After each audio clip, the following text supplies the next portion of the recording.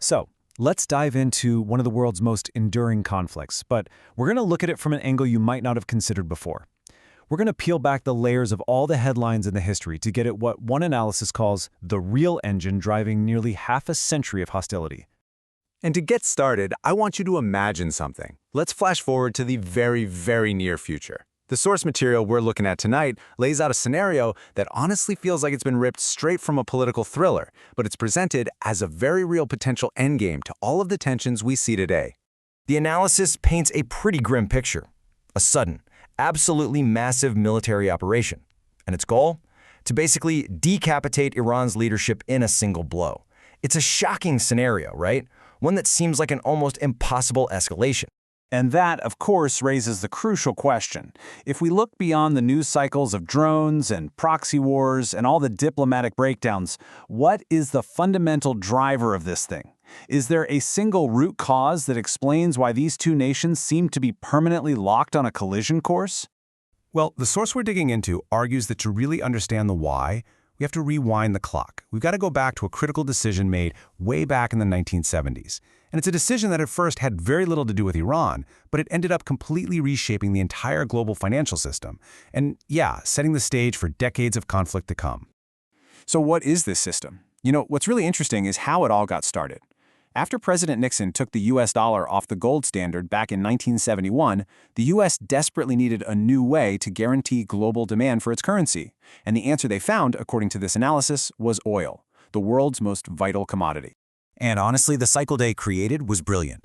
The US struck a deal, mostly with Saudi Arabia at first, who then brought the other OPEC nations on board. And the deal was pretty simple.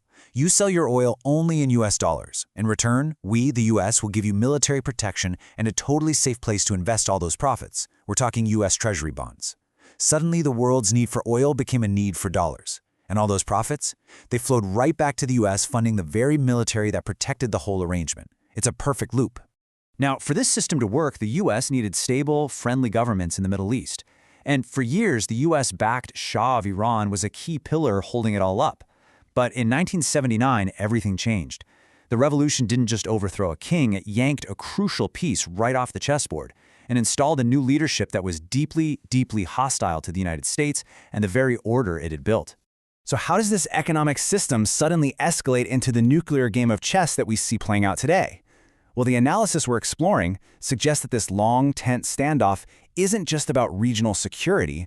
No, it's about preserving the economic dominance that the petrodollar system provides. Just look at this timeline. It shows a decades-long cycle of action and reaction. You go from the discovery of Iran's secret program to that landmark 2015 nuclear deal, then to its collapse just 3 years later, and Iran's race to higher and higher enrichment levels. Every single step has dramatically raised the stakes. So here it is. This is the crucial point. From this perspective, a nuclear bomb is Iran's ultimate insurance policy. Think about it.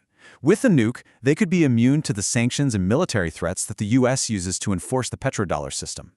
A nuclear Iran could decide to sell its massive oil reserves in euros or yuan, whatever they want, and there would be very little the US could actually do about it. And that would be the first major crack in the entire system. Now you might be thinking, hold on, how can Iran even begin to challenge a superpower like the United States? Well, despite a huge difference in military spending, Iran has become a master of what's called asymmetric warfare, which is really just a strategy designed to exploit an opponent's weaknesses instead of trying to match their strengths head-on. And this just brilliantly illustrates the economic challenge. Iran can launch swarms of drones that cost maybe $20,000 apiece. To shoot down just one of those, the US or its allies might have to fire a Patriot interceptor missile that costs $4 million.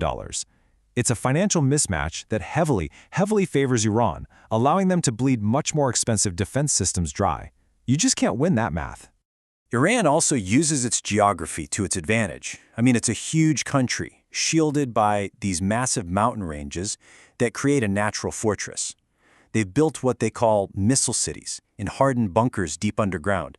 And then, beyond their borders, they use a network of allied groups, proxies, all across the region, to project their power and create strategic depth, all without having to engage in a direct, conventional war.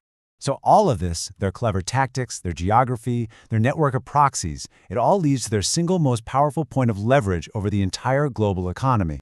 20%. That is a staggering number. A full fifth of all the oil consumed on the entire planet sails through this one incredibly narrow waterway. And if you just glance at a map, you'll see Iran sits right on its northern coast, giving it a totally commanding position. This is Iran's trump card. By threatening to close the Strait of Hormuz, Iran can basically turn off the tap for a huge chunk of the world's oil. And this doesn't just disrupt the oil market and make prices go through the roof. No, according to this analysis, it strikes at the very heart of the petrodollar recycling system. If oil isn't flowing and being sold in dollars, the whole cycle just grinds to a halt. So here we are, left with this incredibly dangerous stalemate. From this viewpoint, the U.S. simply cannot allow a nuclear Iran to exist because it would threaten the very foundation of its global economic power. And, on the other side, Iran believes that getting a nuclear capability is the only absolute guarantee of its survival and its sovereignty. Two sides that cannot both get what they want. And if this stalemate finally breaks, a full-blown conflict would not be contained to the Middle East. The consequences for all of us would be immediate and severe. A disruption to the global oil supply, that would trigger a worldwide recession. But it goes way beyond that. The Gulf nations are incredibly vulnerable. They import most of their food and rely on desalination plants for water. Both are very easy targets. Even the global internet could be affected, since critical undersea data cables pass right through the region. And that brings us right back to where we started. The source we've explored argues that this isn't just some regional squabble, it's a conflict over the very architecture of the global financial system. And that leaves us with a final and pretty unsettling question. In a game with such impossibly high stakes, what move comes next?